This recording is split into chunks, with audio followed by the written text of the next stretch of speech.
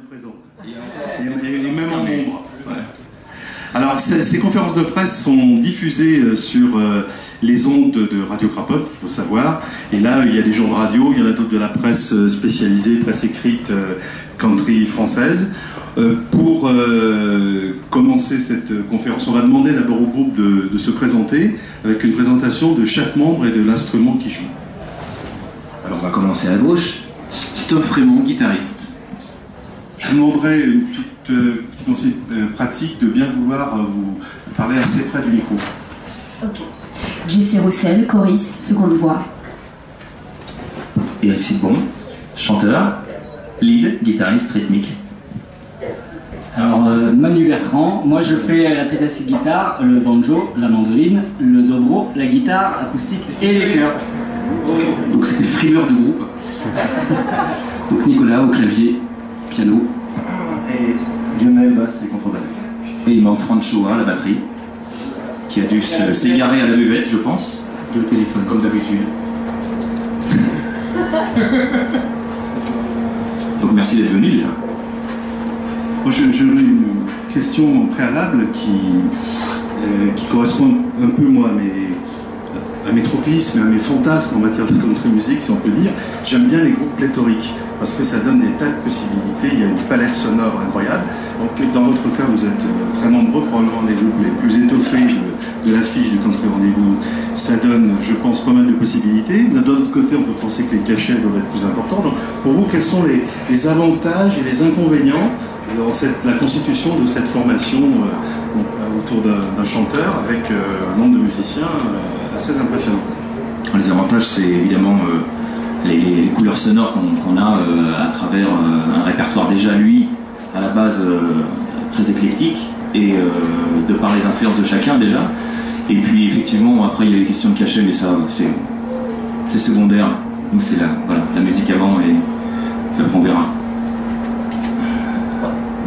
Parle pour toi. Ça c'est la vie du patron. C'est le patron qui parle. Une chose est sûre, c'est que nous on s'est réunis autour d'Eric parce qu'on aime ses compositions, son projet, et on fait ça principalement pour l'aventure plutôt que pour le business, parce qu'on est tous très occupés ailleurs dans d'autres groupes. Et c'est vraiment, enfin moi à l'heure actuelle, je ne sais pas si je parle pour les autres, mais en tout cas moi c'est vraiment mon groupe de cœur, et c'est vraiment là où je prends le plus de plaisir. C'est facile de vous réunir pour les répétitions, par exemple? C'est très compliqué, tout le monde travaille énormément avec plein de monde. Et organiser une répétition pour des concerts, c'est tout le temps un enfer. Voilà, s'il y a un inconvénient, c'est celui-là. Ça, c'est certain. Patrick Police, IDFM Radio Anguin. Eric, vous avez accompagné un certain nombre de gens et des gens très connus. Est-ce que ça laisse des traces dans vos compositions? Non, dans la composition, ça le fait d'avoir joué avec des gens connus ne change pas la manière d'écrire en fait. C'est plutôt un background de entre guillemets savoir-faire au niveau de l'enregistrement ou des choses comme ça, où il y a une autre réflexion un peu plus mûre par rapport au développement d'une chanson, de création pure. Mais je dirais que l'écriture en elle-même du répertoire, c'est plus ce qu'on écoute quand on est jeune et qui nous marque vraiment. Voilà. Alors, je vais poser la question un petit peu différemment. J'ai entendu, je pense sur le dernier album ou le précédent, Blue Sweat Shoes de Carl Perkins, ouais, qui n'a quasiment rien à voir avec la version de Carl Perkins. Ouais. Pourquoi c'est sorti comme ça? Parce qu'il y a juste 10 000 versions qui sont semblables à celle de Carl Perkins, et on n'avait absolument aucun intérêt à refaire une 11 000 unième version pareille. Pourquoi faire une version de Carl Perkins quand même? Si c'est parce que justement, je pense que si ça avait été une composition personnelle, chose qu'on aurait très bien pu faire avec un autre texte, ça serait passé totalement inaperçu, personne n'aurait fait le rapprochement avec d'autres choses. Mais justement, cet intérêt est que c'est cette chanson-là, et que les gens, connaissant l'original, vont prendre plus d'attention et vont faire plus attention à notre version. La preuve, c'est la principale que j'avais remarquée. Voilà. Et on la joue, parce qu'on a la chance de jouer off, donc on la joue par win, mais par contre on va la jouer off. Oui, aussi c'est une première, je crois, à Craponne, il n'y a pas grand monde qui ont fait les 3 jours à Craponne, c'est-à-dire le vendredi soir sur la scène, et puis vous êtes aussi demain et après-demain en ville. C'est quelque chose... c'est la première fois, oui. C'est la première fois. Merci Georges Carrier. Voilà. Il a eu la gentillesse de nous inviter pour Pour les deux? La totale. D'accord. C'est ça. Ça s'est déjà fait, mais habituellement c'est accidentel. D'accord, oui, c'est accidentel. C'est suite à la défection de dernière minute, donc, mais programmer ce type de participation, c'est vrai que c'est original. On a cette chance. Nous aussi. On a le plaisir de vous découvrir dans différents lieux, on ne pourra pas vous rater.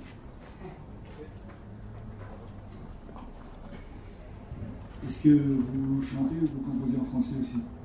Non. Non, le répertoire il est principalement anglo-saxon et honnêtement, je pense que nos chansons en français ne sonneraient absolument pas pareil. Voilà. Ce sont des reprises ou des compositions Mis à part Blue Suede Shoes, on a fait aussi une reprise de One. Les deux premiers albums, je crois pas que. Non, j'ai pas fait de reprise. Je pense qu'on a assez de compositions pour ne pas se permettre de. Voilà. C'est vraiment un choix aussi. On n'est pas un groupe de cover, on est un groupe vraiment original. C'était vraiment le but du projet, hein, que de faire que les compos d'Eric qui sont vraiment particulières et qui en fait viennent pas vraiment de. C'est pas vraiment des morceaux construits pour la country, et on a essayé de leur donner cette couleur un peu. Certains diront americana, entre guillemets. Et c'était vraiment ça le challenge, c'était de faire des chansons qui pourraient être totalement traitées différemment, avec cette couleur-là qui nous est propre. Ce qui donne quelque chose de totalement original, dans le sens où chaque fois que les personnes écoutent nos chansons, il n'y a pas vraiment d'étiquette. Dominique Guillard, donc Fréquence Meeting, Brest. Oui, je vous répondais à une partie d'une des questions que je voulais poser. Désolé. Non, c'est pas grave, mais bon, on va aller à fond quand même. Je voulais savoir, ça fait combien de temps que vous vous connaissez? En gros, vous tournez ça, c'est... Alors, avec Jesse, moi, on se connaît depuis à peu près une dizaine d'années. Voilà, on a fait des projets ensemble, d'autres projets, des disques et tout, donc voilà. Et puis ensuite, on peut dire que ce groupe-là s'est vraiment formé avec le troisième album. Donc le dernier en date, là, ça fait 1 an et demi. Quoi. Voilà, 1 an et demi. D'accord. Et puis bon, ma deuxième question...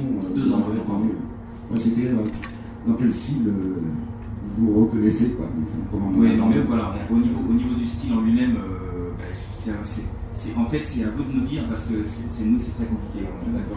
Je ne saurais pas qualifier ce qu'on fait.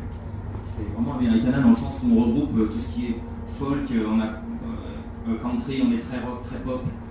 Il y a quelque chose de très personnel en fait dans tout ça. C'est un mélange de tout.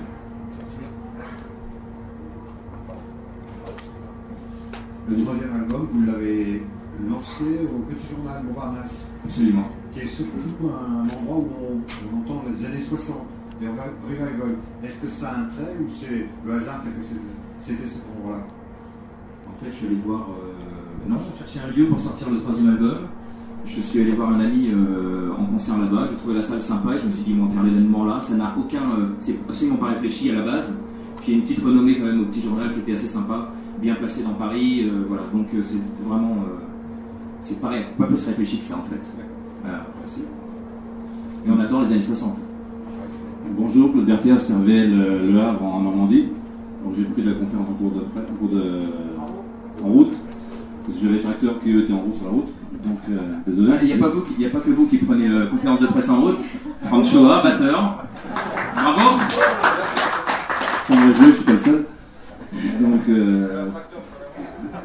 ne sais pas si la question a été posée. Pensez-vous que n'importe quel morceau, dans quelque style qu'il soit, puisse être repris façon sauce country un petit peu? YouTube, par exemple. Oui et non, il faut faire ça avec vous, c'est tout. Non, oui et non, parce qu'il y a des morceaux qui... On a vu des albums tribute à CDC ou des trucs comme ça, ou Metallica même, qui ont été pris vraiment en bluegrass, et ça fonctionne très très bien, donc on va dire oui, on va dire que tout peut être repris, et à partir du moment où on y donne vraiment une couleur de style, quoi, voilà, je pense, ouais. Hein?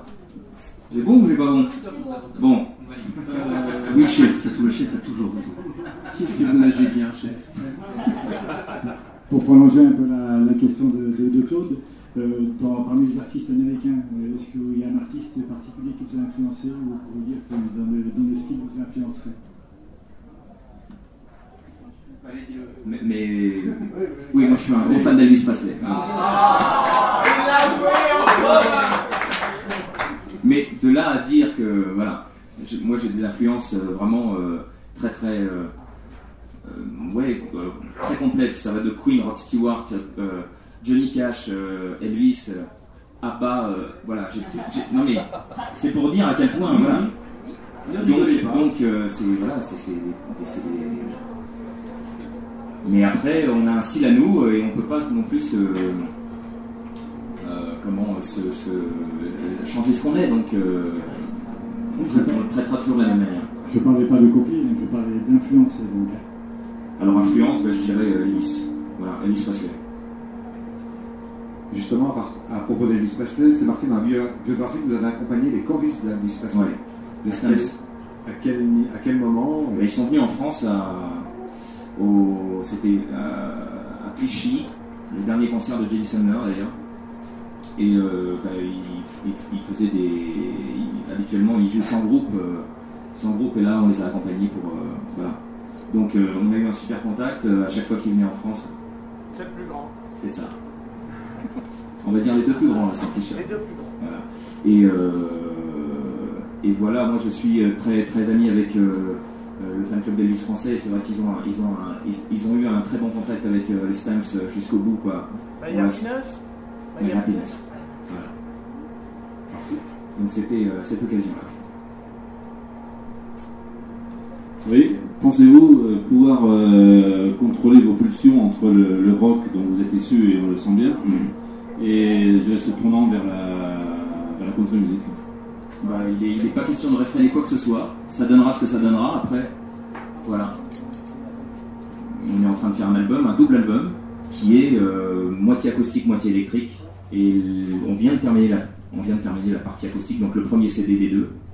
Donc cet album va sortir début 2013, et cette partie acoustique est foncièrement bluegrass. Donc il y a quelque chose vraiment dans la musique traditionnelle américaine qui est ancré, voilà. Et est-ce que certains instruments, je dirais, nouveaux dans votre formation, favorisent la bifurcation sur certains morceaux de country music? On est 7 dans le groupe, et forcément on va orchestrer en fonction des 7, c'est-à-dire qu'on ne va pas écarter quelqu'un pour sonner plus rock, ou voilà, on va faire en fonction de tout le monde, et là en l'occurrence c'est plutôt à couleur acoustique et country, donc tout sera tourné vers là, quoi qu'il en soit, de par la composition du groupe. Désolé Manu, je pensais qu'il aurait dit oui pour la secrétaire, mais... Oui, Alain Sanders, Dream West. Justement, ce soir, vous êtes dans le seul festival, à mon sens, qui soit country hardcore, c'est-à-dire où les gens viennent pour écouter de la country et pas de l'Americana ou de la country pop ou des choses. Ah, on va y aller alors. Qui dérivent dans. Est-ce que ça vous fait peur, premièrement, et est-ce que votre répertoire de ce soir, votre playlist, est plus orienté que vous l'auriez fait au Petit Journal, pour prendre un exemple? On a eu la chance d'avoir quelqu'un, Georges Carry, qui nous a vraiment fait confiance à travers un répertoire qu'on a, nous, et ce qu'on est. Il n'est pas question qu'on joue autre chose que ce qu'on est, seulement c'est vrai qu'on a orienté notre répertoire sur nos chansons les plus country, c'est sûr.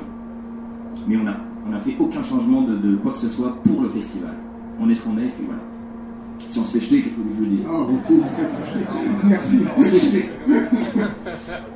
Mais bon, on est intègre aussi dans notre démarche, voilà. C'est surtout ça. À aucun moment on va aller dans le sens pour plaire.